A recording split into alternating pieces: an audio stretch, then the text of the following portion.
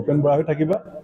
তোমাৰ লগত যেনেকৈ মই 3বাৰ মুখ্যমন্ত্ৰীক ফ্লাইটত লগ পাইছিলোঁ, তেখেতে কৈছে তেতিয়াতো মই তোমাৰ সৈতে বন্ধু বুলি ভাবি কথা পাতিছোঁ, ওচৰত যোৱা তোমাক যিখিনি আত্মীয় আছিলে আত্মীয় সম্পৰ্ক ৰাখিব। ৰঙানদীবাসীক বিশেষকৈ ক'ম যে ৰঙানদীবাসীয়ে কোনে কোন দলত থাকি ৰাজনীতি কৰিব সেইটো তেখেতসকলৰ ব্যক্তিগত সিদ্ধান্ত, কিন্তু মোৰ যিটো ব্যক্তিগত সম্বন্ধ ৰঙানদীবাসীৰ লগত আছে সেইটো মোৰ মৃত্যু পৰ্যন্ত থাকিব।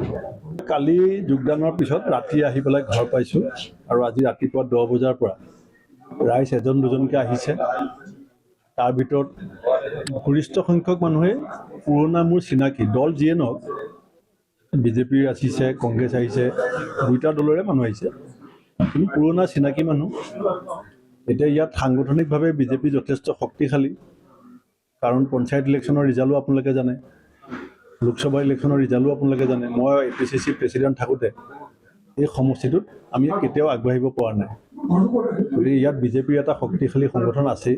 গতিকে মই ব্যক্তিগত সম্বন্ধ যিটো বহুতৰ লগত সেৰেঙা হৈছিলে, সেইটো আজি ৰাতিপুৱাৰ পৰা সুযোগ লৈছোঁ যে আমি আকৌ এবাৰ লগ পাই অন্তৰংগ আলাপ এই ধৰণৰ কথাহে মোক চলি আছে। মই ধন্যবাদ জনাইছোঁ যে মোক তেনেকৈ তেওঁলোকে এটা সন্মান দিয়াৰ কাৰণে।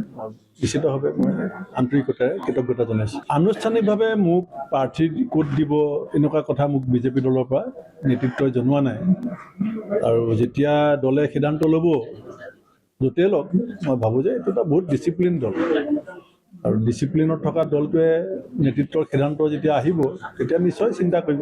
ঠিক আছে, গণতন্ত্ৰত সকলোৰে বাক স্বাধীনতা আছে, সকলোৱে মুক্ত মনে নিজৰ ভাৱ প্ৰকাশ কৰাৰ অধিকাৰ আছে। মই মোৰ ফালৰ পৰা এষাৰে ক'ম যে মোক কোনোবাই সহায় কৰিব পাৰে, মোক কোনোবাই সহায় নকৰিব পাৰে, মই কাৰো সৈতে সম্বন্ধ বেয়া নকৰোঁ, কাৰণ ইয়াৰ মানুহে মোক ইতিমধ্যে বহুত দিছে। আগলৈ মোক দিব নে নিদিয়ে সেইটো চবেই ব্যক্তিগতভাৱে সিদ্ধান্ত ল'ব, কিন্তু সম্বন্ধ মই 2বাৰ জিকিছোঁ, 2বাৰ হাৰিছোঁ।